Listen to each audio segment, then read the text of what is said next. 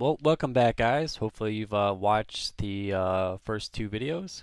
If not, this is probably the most important one of the four or five, or how many I'm going to be posting. And yeah, let's get right into it. This is the 20 to 20,000 hertz frequency sweep test that I did on these.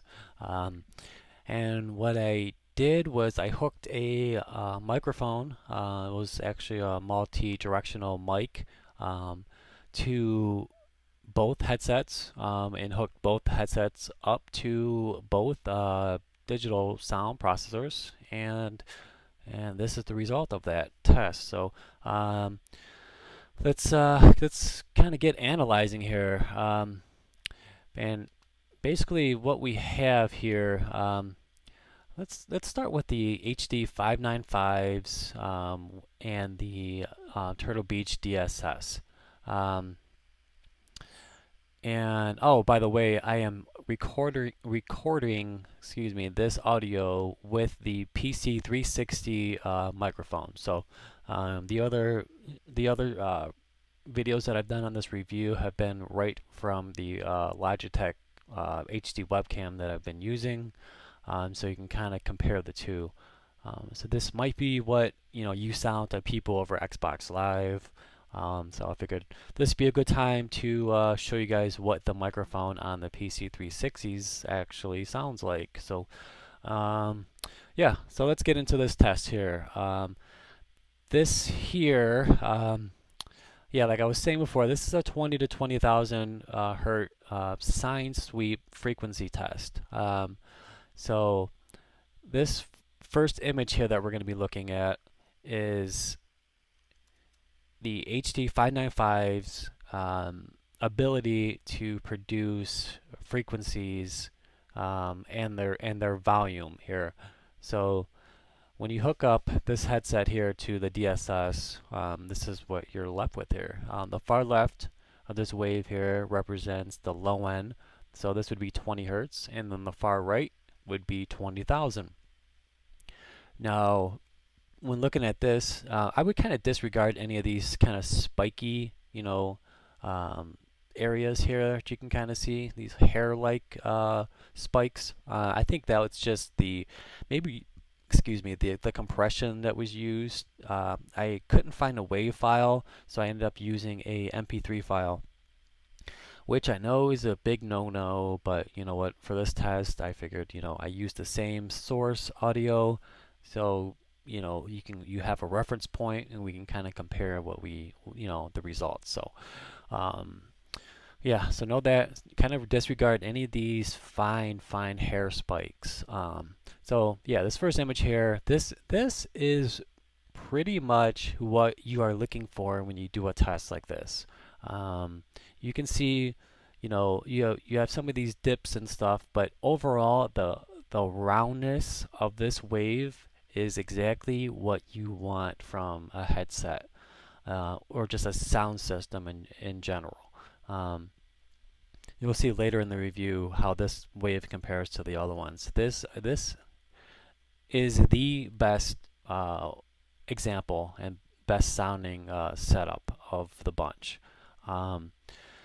As you can see, on the far left is the bass, and it's able to produce all the way down to 20 hertz pretty well. And as it comes up here and gets higher in frequency, you can see it's producing pretty much every frequency nice and clean and smooth. And you get into the mid level here. This is probably around 1,000 hertz. It dips down a little bit, but actually, it's not a big deal. It's kind of more what you want. If you have too much mids, it just sounds very unnatural. But anyways, so this is a mid area, and as you get up higher in frequency, it's producing all of these very accurate and precise. And it's able to go all the way up to 20,000 hertz pretty much with no problem. So that's the 595s hooked to the DSS. Let's move this over here and take a look at the PC360 when you hook that up to the DSS. Um, and you can see here, you know, it's producing bass pretty well. You know, it drops off a little bit through here, like the mid bass, and you got some, you know, upper, you know, bass areas, kind of mid bass. And the mids are pretty even. You know, it's doing a pretty decent job. Um, and then you start to get up into like the higher mids and lower highs, if you will. Um, and you can kind of see these like spiky areas here. Now this you know, this is definitely not what you want to see. You want to see that nice roundness. So this here is really, it's either the actually, you know, it's not either, because I mean it could be either the sound processor not producing the frequency loud, you know, the same throughout the course of the test, or it could be the headset's inability to reproduce the sound. Um, but you know, as you can see with the first test here, you compare it to the 595s, you know, obviously the DSS is able to put out the frequency smoothly. So that's not the problem. So the problem must lie in the headset's ability here. So you can kind of see these dips and stuff in the frequencies, and that's just it. You know, it not playing. You know, say, you know, 5,000 hertz as loud as, you know, 8,000 hertz, which it's not. You know, it's not a huge problem, but like I said before, it'd be nice if this was a complete smooth area, you know, all the way down. Um, that would be a perfect wave. That would be, you know, the way it should be. But no headset in the world is going to actually give you that perfect roundness all the way across every single frequency. I just don't. It's just not possible. And if it was, it would probably cost you 100 million trillion dollars to be able to do something like that. So, so yeah, let's move on. Let's see what else we got here. We have the HD595s hooked to the mix amp, and you can see immediately the difference. You could see that the mix amp is not producing highs. You know, really, if you look here, right after maybe like 5,000 hertz or something, it's pretty much saying, you know what, that's it. I'm starting to cut it off. So, and when you compare that to just say just above it here, you know, it's not cutting off until like, wow, you're probably talking 10,000 hertz, maybe 15,000, before it says, you know what, that's enough. So there's quite a difference. So let's zoom up on this image here. So 595s, like I said, it's a reference headset, so it's not gonna dramatize any one frequency. So it should be pretty even, you know, across the whole entire frequency range. So when you're looking at this, you can see like all these kind of, it's spiky all over the place. There's nothing smooth about what, you know, this mix amp is putting out. You know, you can see like it doesn't even start to shine here until like maybe this has to probably be 500 hertz. And at 500 hertz, the mix amp is saying, okay, you know what, it's time to crank up the volume.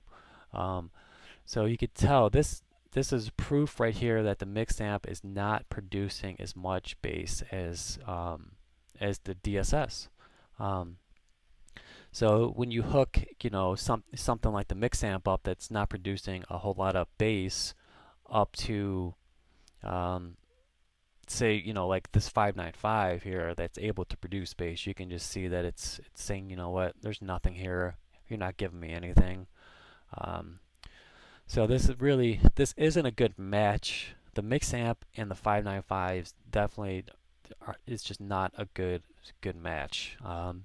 But anyways, you could see all these little spiky areas. It's just not. It's you know it's like hit or miss here. Um, you know. So, and like I said, the mix amp is not a bad sounding device at all. It sounds very similar to the DSS. But I prefer the sound of the DSS a little bit better. It just doesn't have the features that are needed to play Xbox the way you want to play it. Unfortunately, so if we compare that image to the image here on the bottom right of your screen, the PC360s, when you hook that up to the mix amp, those two images, the two waveforms, are almost identical. I mean, if you really have to look hard to see any difference. Um, so that's I guess that's a good thing. But I will tell you this: hooking up the PC360s to the mix amp is the setup. Like I was saying before, the PC360s, the high end of the PC360s kind of just isn't there. And when you're doing a test like this, it's really hard to tell. Um, you know, but when you're actually playing, like I play Black Ops, and immediately you could tell that the high end of the spectrum just isn't there. So that isn't necessarily a bad thing when it comes to gaming.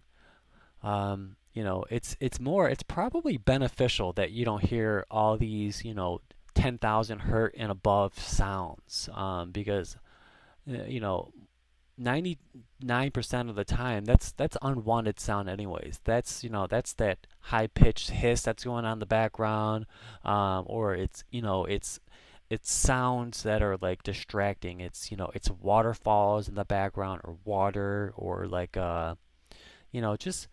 just background sounds that really aren't going to be beneficial to hear. You walk past like a water fountain, or it's all that sound of the water splashing around, like sounds like that.